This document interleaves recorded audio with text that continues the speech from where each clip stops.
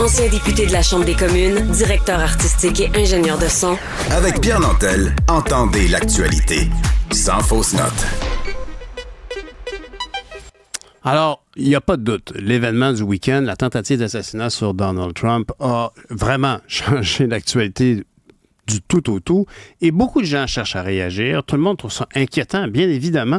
Et notre premier ministre, François Legault, a émis un tweet qui n'a pas fait l'affaire de tout le monde. Puis on en discute avec notre correspondant parlementaire pour le Journal de Québec, M. Marc-André Gagnon. Bonjour, Marc-André.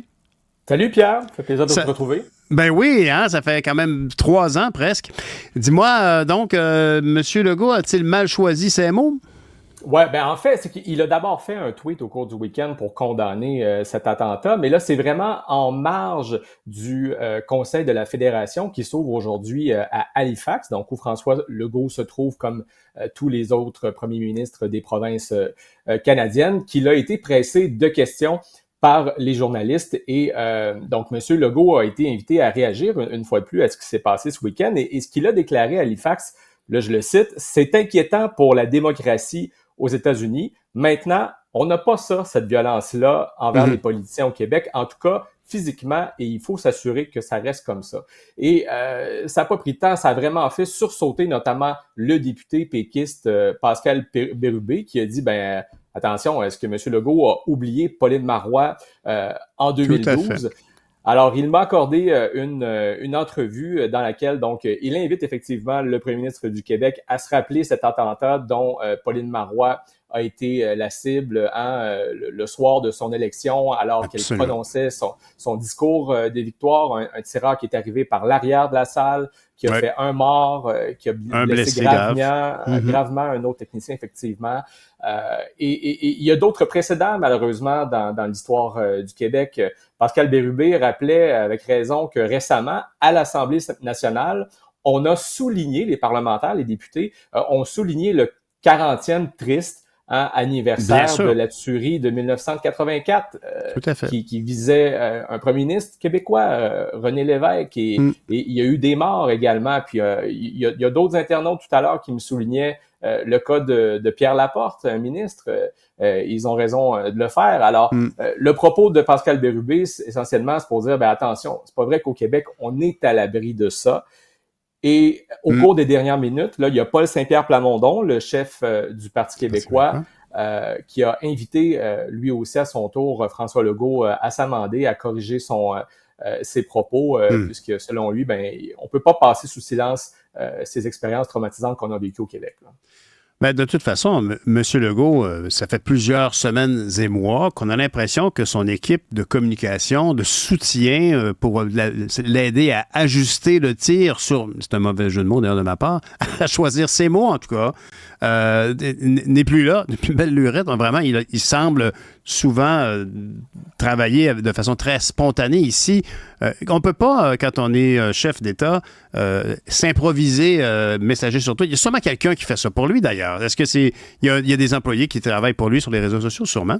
Ben là, stratégie politique 101. C'est certain que aujourd'hui, François Legault, qui est à Halifax, il sait que les journalistes vont le questionner aux portes, à l'entrée, l'endroit où se déroule l'événement, et qu'il y aura une question sur l'attentat envers Donald Trump. Alors, c'est quand même étonnant que sa façon de réagir, après l'avoir condamné quand même sévèrement sur les réseaux sociaux, que là, devant les caméras, ils disent « vous savez, au Québec, ça n'existe pas. » Pourtant, moi, je me souviens, Pierre, pendant la campagne électorale, la dernière de 2022, il y a des députés, Marois Risky, Enrico Ciccone, qui ont été la cible de vandales, des bureaux défoncés, des pancartes vandalisées. Les élus reçoivent des menaces. Moi, comme correspondant parlementaire à l'Assemblée nationale, je me souviens d'avoir passé une soirée au poste de police à la Sûreté du Québec parce que quelqu'un m'avait fait parvenir des menaces de mort qui visaient Philippe Couillard à l'époque. Tu sais, donc, tout ça, ça existe. Pascal Bérubé me disait en entrevue tout à l'heure, moi, j'en reçois des menaces. Il y en a même eu qui ont visé ma conjointe à un moment donné. Et il est de ceux qui pensent qu'il faudrait augmenter les mesures de sécurité autour des élus. Sur la scène provinciale, les ministres sont entourés de gardes du corps. Mais ce n'est pas le cas des ministres fédéraux. Et je voyais à Québec, Jean-Yves Duclos était en conférence de presse un peu plus tôt ce matin, il a été questionné sur le même sujet, puis lui, il disait, ah, ben vous savez, la GRC, s'ils avaient senti qu'il y avait une menace, ils m'auraient envoyé du monde, puis je me sens en sécurité, tout va bien, mais attendez, là, il y a eu aussi un attentat au Parlement fédéral à Ottawa il y a quelques années. Bien et puis sûr. là, instantanément, moi, je me souviens, à l'Assemblée nationale, la police était débarquée, ils avaient augmenté les mesures de sécurité. Donc, ces menaces-là sont réelles. Moi, je pense que François Legault a commis une bourbe en disant que ce qui se passe aux États-Unis, c'est complètement différent de ce qui se passe au Québec. Évidemment que le contexte politique est différent, mais des gens déséquilibrés, on l'a vu plus qu'une fois, il y en a aussi chez nous. Ben, c'est parce que c'est beau la bonhomie qui a probablement créé son lien avec les Québécoises puis les Québécois à François Legault. Il y a un côté rassurant, il y a un côté toujours, ben voyons donc, le gros bon sens. Mais là, ici, honnêtement, c'était pas approprié. Surtout que ça a marqué les esprits. On se rappelle, c'était la première femme première ministre du Québec qui arrivait, puis ça a vraiment comme certainement jeté, on a vu d'ailleurs plusieurs reportages sur à quel point ça a jeté une ombre sur sa victoire. Ça a été très difficile pour elle. Oui, et j'ai communiqué avec Pauline Marois puis avec son entourage pour lui offrir une entrevue parce que c'est certain que pour l'ex-chef péquiste, ça doit rappeler de mauvais souvenirs. D'ailleurs, pour les péquistes en général, ce qui s'est passé avec M. Trump, ça rappelle de mauvais souvenirs. De la même façon que pour les gens qui ont dû vivre de près ou de loin l'attentat de 1984 à l'Assemblée nationale, ça doit rappeler de mauvais souvenirs de voir des images comme ça. Bien sûr.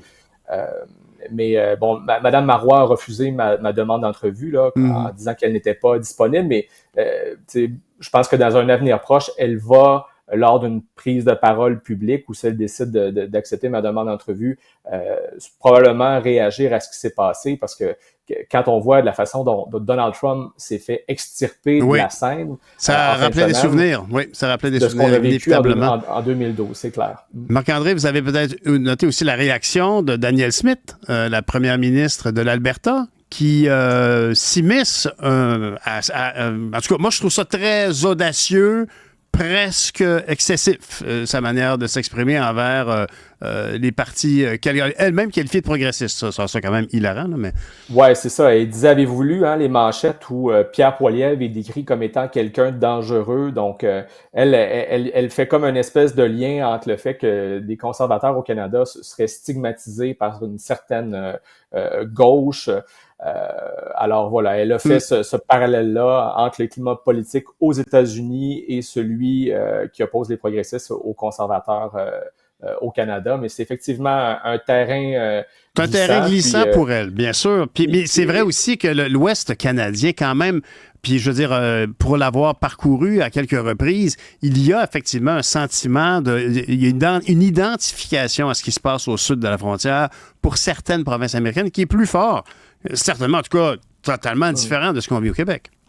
Oui, non, c'est ça. Puis on a vu aussi au Québec Éric Duhaime, qui lui-même est un conservateur, qui a fait un faux pas sur les réseaux sociaux, puis qui a corrigé un tweet dans lequel il disait, bon, il était comme dans un festival de tir de tracteur ou quelque chose du genre. Il met un égo-portrait de lui avec deux personnes, puis il dit, bon, le tir de tracteur, c'est plus le fun que le tir de politicien. Bon, après, il a corrigé son tweet, mais comme quoi, même les politiciens conservateurs ne sont pas à l'abri de commentaires déplacé. Mais tout ça pour revenir à François Legault, moi j'ai l'impression qu'il n'aura pas le choix de s'amender puis de dire, ben oui, j'aurais dû dire qu'il y a eu Mme Marois en 2012 puis qu'on a connu aussi 1984. Puis je sais pas pourquoi, je remarque, Pierre, ça arrive souvent quand François Legault est à l'extérieur, puis en passant, il voyage pas souvent.